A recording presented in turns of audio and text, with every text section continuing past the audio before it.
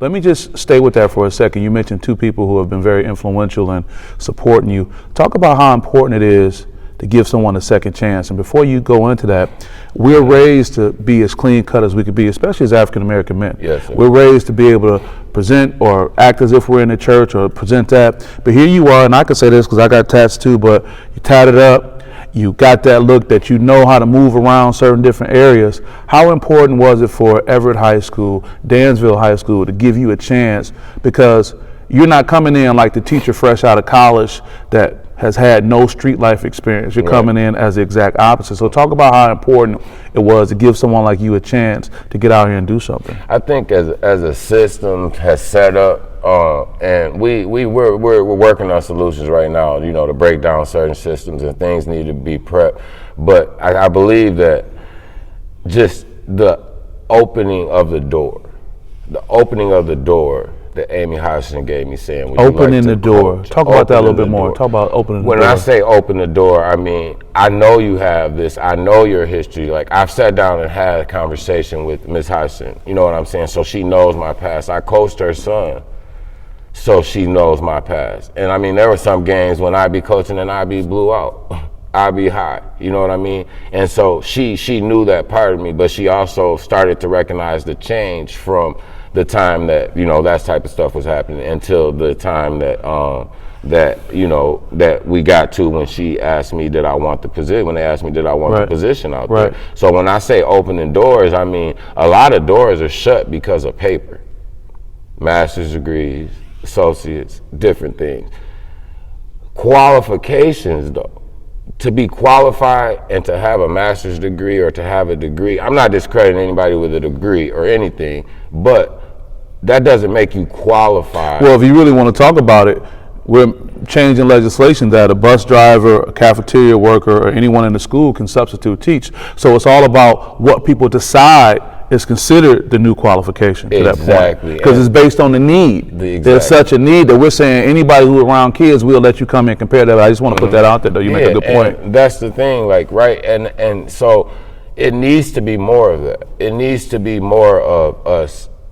And when I say, I'm not racist by any means, but it needs to be more of us brothers and more of us, our kind, you know what I mean, getting inside these buildings to help, because we've been through these situations. Do you think, let me ask you that's an excellent point. What's the challenge with brothers being drawn to wanting to be here? Or do you think a lot of brothers do want to be in this space, they just can't get over the hurdles to get in? I think a lot of people, just the hurdle. I think the hurdle of having to tell somebody you have a felony, the hurdle of having to tell somebody that you had a drug addiction problem, having to tell somebody that you've been incarcerated, having to tell somebody, that you were promiscuous, or you were this, or how the women, just all the different, I can name because the fear is being judged. Exactly. And so my boy, and I think I say this every time, Charles Richardson, shout out Charles, he told me, don't take my felonies in my room. Don't take that stuff in the room with you. So I don't take those overdoses in the room with me. I don't take the prison in the room with me. What I take in there is the knowledge that I've gained. I take God with me. I take the Spirit, and I let Him lead me. And whatever He tells me to do, that's the way that I go. I don't even think about what I've done, the things that I've done. Now, I know that there were consequences because I sat on that bed for 5 years. You know what I'm saying? Wow. I sat on that bed for 5 years, and a lot of people in prison would be like, any time is a lot of time, but 5 years, I know people doing way more. They doing life bits and not coming home, and a lot of things that our teenagers and our young people are doing today, they're looking, I'm talking about 25 and 30 pieces. You know what I'm saying? That they're gonna have to sit to. So my thing is, I want to be able to give them choices before they make that choice, you know what I'm saying, and end up laying on that bunk for even 5 years, because the freedom part of it. And a lot of our children are so entitled and so free that you take that away from them. And you can even notice that if you even have, let's say we had 20 kids outside right now, and then we say, all right, y'all got to come inside right now. Everybody got to come inside. It's over. Could be a problem. Exactly. And so that's the thing, is that's what they're not realizing. So what we've been able to do, pray, my partners, the people from Turning Point, Work Prep, AJ, the church, My Hope Church, man, all of them have been such a support system. You know, my mom and my brother, of course. Yeah, shout out to your family. Yeah, they've been such a support system to lift me up, to ask me, hey, are you high? Hey, are you doing this? To make sure that I don't slip off. Yeah. Sometimes I get mad, like, why y'all asking me am I high all the time? Why y'all asking me this just because my eyes might be a little red? Yeah. No, I'm not high. But I've gotten to a point now that when they ask me the question, I can say, no, I'm not high. I just want to stop you because I want to talk about pray, but this whole time I'm listening to you, and I know you, but I'm just listening to you.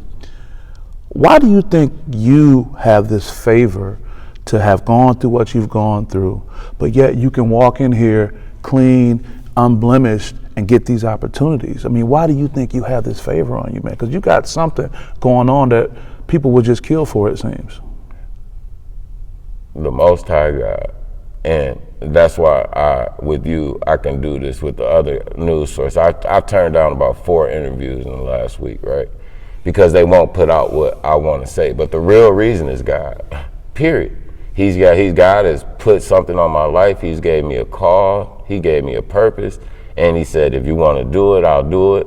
You do it. But at the same time, if I don't stay on that line, he'll find somebody else to do it. And so that's what's kept me, I'm on a straight path. I'm thinking like straight ahead and thinking, what can I do? As far as, my family, I want my kids to be straight when they get to a certain age. And a lot of we don't think past tomorrow or today. Or we feel that our circumstances don't allow us to do it, or our survival mechanism is so strong that we don't have the luxury of thinking beyond right now because we're in survival mode. Exactly. And a lot of you can relate to that with the kids too. Right. And a lot of them feel like that. Like a lot of the kids are actually feeling, like this is all they got.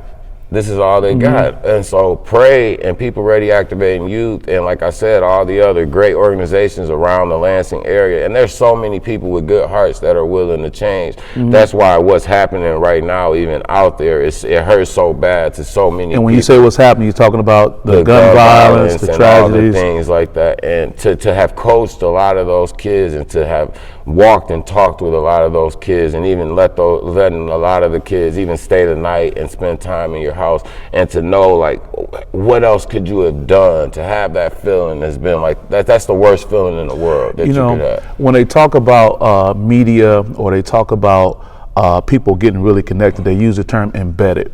If it's over a war in the Middle East, a media person is embedded with a particular group, meaning that they're there with them 24/7. When I started my work in sports psychology, a lot of my colleagues were like, you go to practice, you go to film section. I was embedded. It seems like with all the tragedy that's going on, you're one of the very few people that's embedded with this group. Meaning these individuals. You're not just somebody, in an office. You're not someone looking at a report talking about names. You these people. What is it like to have those relationships with individuals and be in that space? Man, I love these kids, man. I love them all. The ones that they call their problem kids, the ones that I love the kids that's getting A's and B's. I love the kids, and I love to empower them. And that's part of our mission statement is to empower the youth, to, give them choices and show them that they can do other things. Another phone call I was having with a colleague, that a lot of kids ain't even been out this space. They haven't even been out the area, like off in a 50-mile radius. They haven't came out of that 50-mile radius. And so that's an issue in itself. Let me add to that. I'm from Detroit. I live in East Lansing now, and I'm all around this area. My daughter is here. What to your point, what throws me off? When I go to the mall in Okemos, I don't see none of the kids I know. When I go to the local restaurants and stuff outside of the immediate Lansing area, I don't see anybody that I normally see in this space. Right. So not only are you talking about beyond a 50-mile radius, even within 10 to 15, people don't leave their surroundings. Why is that a problem? Because your eyes are only fixed on what's in front of you. Your eyes are only fixed on what's in front of you. Your eyes are only, you're only gonna pay attention to what, a product, let's put it like that.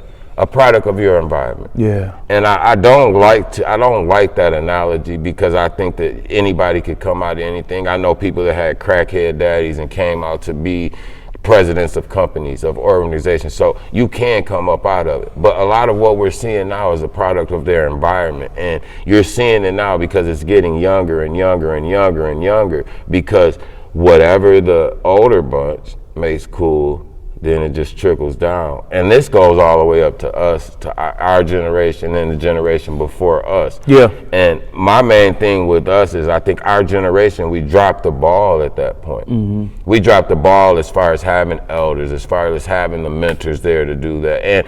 And believe me, it's in place. A lot of this stuff is in place now, but at the time that when it needed to be in place, when, you know, they say a kid learns the most in his life when the first few years of his life, right? So that's the time that it needs to be concentrated on. Now we're dealing with a lot of these kids and they 15 and they 16 and they 17. Well, at 17, I kind of had my mind made up. It wasn't nothing you could tell me about what I was going to do. The only thing that changed me is hitting rock bottom. Yeah. And I can't help but think about, you know, because I know you personally and I look at your social media with your family and your family, y'all keep it strong. Y'all like a whole football team and I some call reserve. it a tribe, It's man. a tribe, It's but a tribe. y'all go places. Yeah. So your young people, your children and your cousins, your nieces and nephews are getting exposed to more than just their immediate environment. And I'm seeing that right now from you.